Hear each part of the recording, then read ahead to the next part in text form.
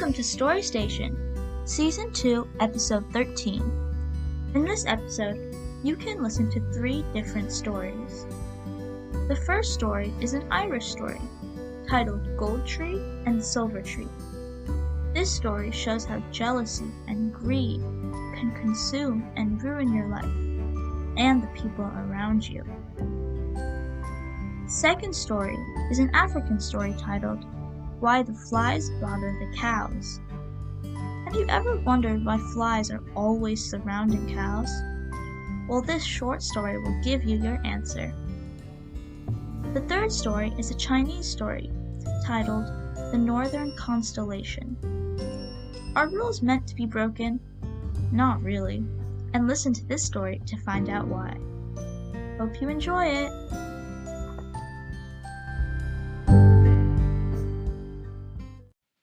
I'll read a story called Gold Tree and Silver Tree.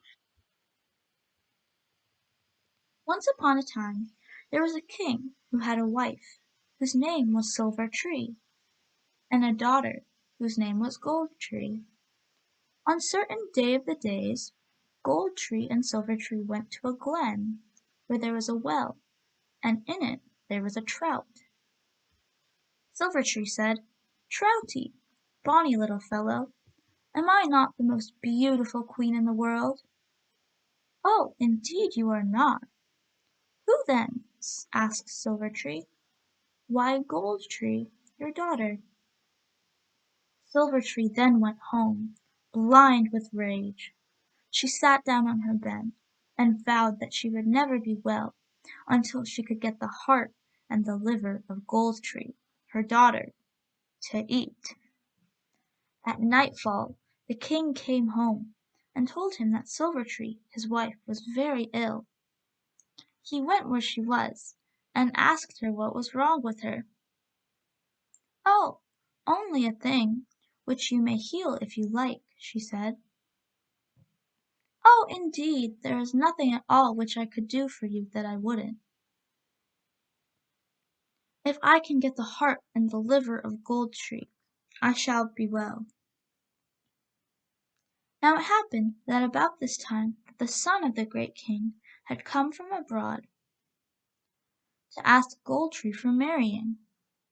The king now agreed to this, and they went abroad. The king then went and sent his lads to the hunting hill for a goat, and he gave its heart and its liver to his wife, and she rose well and healthy. A year after this, Silver Tree went to the glen, where there was a well in which there was a trout. "Troutie, bonny little fellow," said she, "am I not the most beautiful queen in the world?" "Oh, indeed you are not," it said. "Who then?" "Why, Gold Tree, your daughter." "Oh, well, it is a long since she was living. It is a year since I took her heart and liver." "Oh, indeed she is not dead. She is married to a great prince abroad." Silver Tree then went home and begged the king to put the long ship in order, and said, "I am going to see my dear Gold Tree, for it is so long since I saw her." The long ship was put in order, and they went away. It was Silver Tree herself that was at the helm, and she steered the ship so well that they were not long at all before they arrived. The prince was out on the hunting hills. Gold Tree knew that the long ship of her father was coming. "Ah," she said to her servants, "my mother is coming, and she will kill me." "She shall not kill you at all. We will lock you in a room where she cannot get to you." And that is how it was done. And when Silver Tree came ashore, she began to cry out, "Come, meet your own mother when she comes to see you, Gold Tree." Gold Tree said that she could not, that she was locked in the room, and she could not get out of it. "Will you not put out," said Silver Tree, "your little finger through the keyhole, so that your mother may give a kiss to it?" She put out her little finger, and Silver Tree went and put a poisoned stab in it, and Gold Tree fell dead.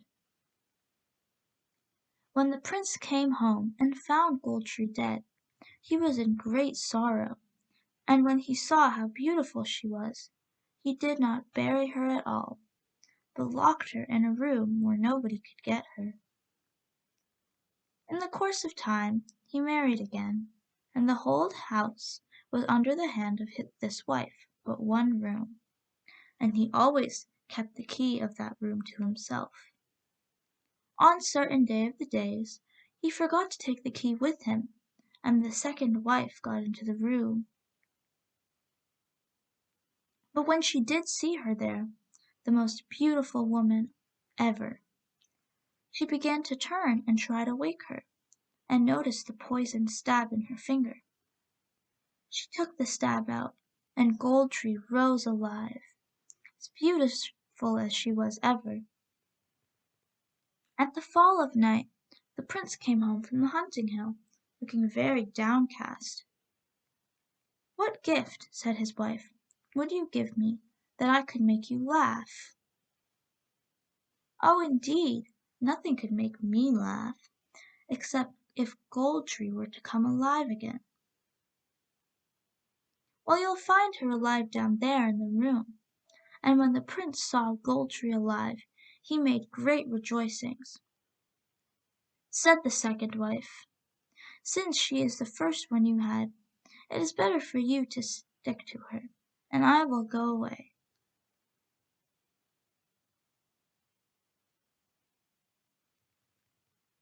"Oh, indeed you shall not go away, but I shall have both of you."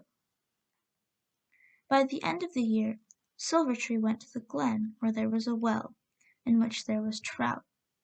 "Troutie, bonny little fellow," said she, "am I not the most beautiful queen in the world?" "Oh, indeed you are not." "Who then?" "Why, Gold Tree, your daughter." "Oh, well, she is not alive. It is a year since I put the poisoned stab in her finger." "Oh, indeed she is not dead at all, at all." Silver Tree went home, and begged the king to put the Longship in order, for she was going to see her dear Gold Tree, as it was so long since she saw her. The Longship was put in order, and they went away, and it was Silver Tree herself that was at the helm, and steered the ship so well that they were not long at all before they arrived.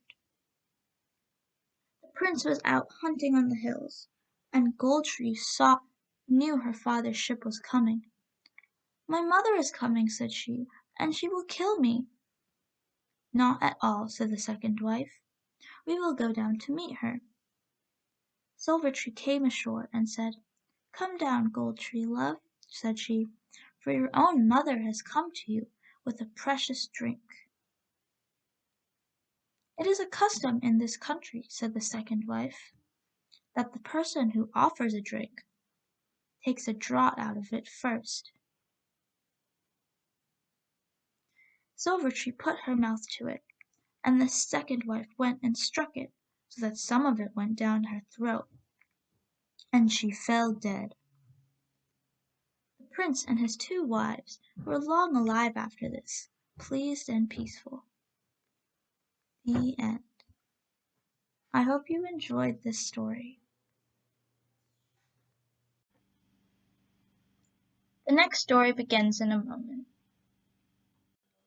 I will read a story called Why the Flies Bother the Cows. When Adiaha Umo was queen of Calabar, being very rich and hospitable, she used to give big feasts to all the domestic animals, but never invited the wild beasts, as she was afraid of them. At one feast she gave there were 3 large tables, and told the cow to sit at the head of the table, as she was the biggest animal present, and share out the food. The cow was quite ready to do this, and the first course was passed, which the cow shared out amongst the people, but forgot the fly because he was so small. When the fly saw this, he called out to the cow to give him his share. But the cow said, "Be quiet, my friend. You must have patience." When the second course arrived, the fly again called out to the cow. But the cow merely pointed to her eye and told the fly to look there, and he would get food later. At last all the dishes were finished, and the fly, having been given no food by the cow, went supperless to bed. The next day the fly complained to the queen, who decided that, as the cow had presided at the feast, had not given the fly his share, but had pointed to her eye.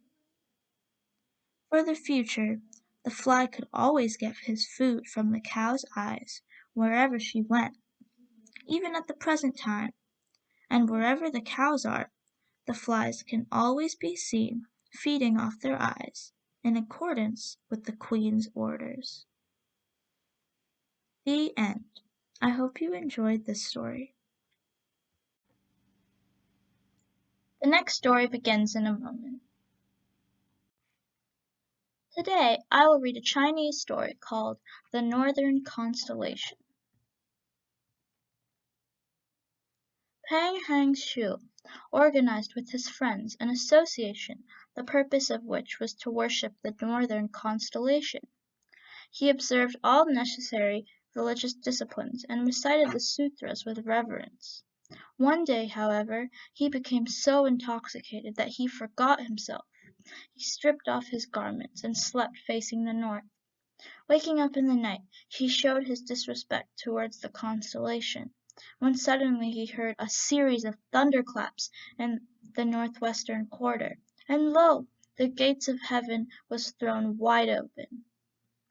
Awed by this unexpected turn of affairs, Pang hastily put on his clothing, and was at the point of paying due homage to the Lord, when a god with a dark face and dragon-like whiskers, carrying a golden rod in his hand, came down from above.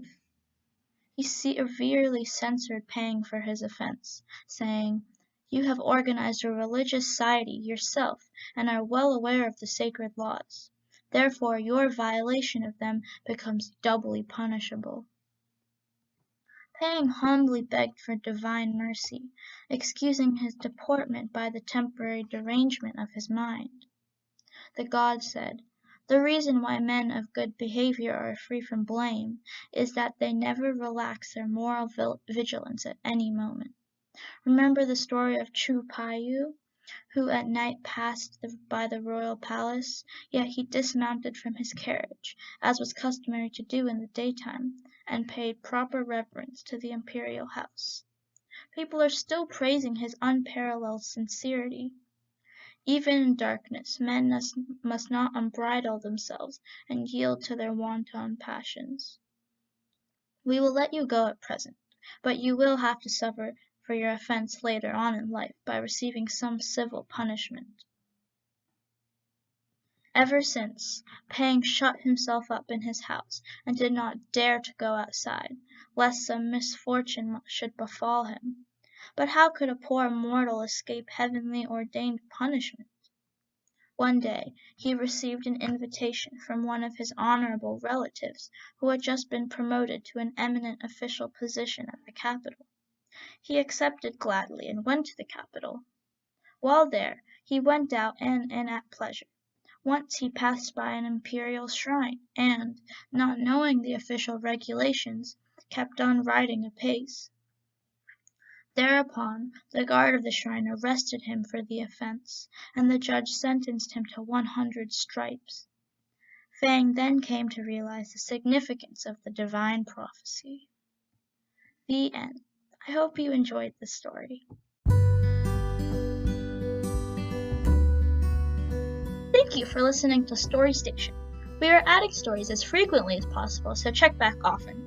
We would love to hear your feedback and any questions you may have. Thank you.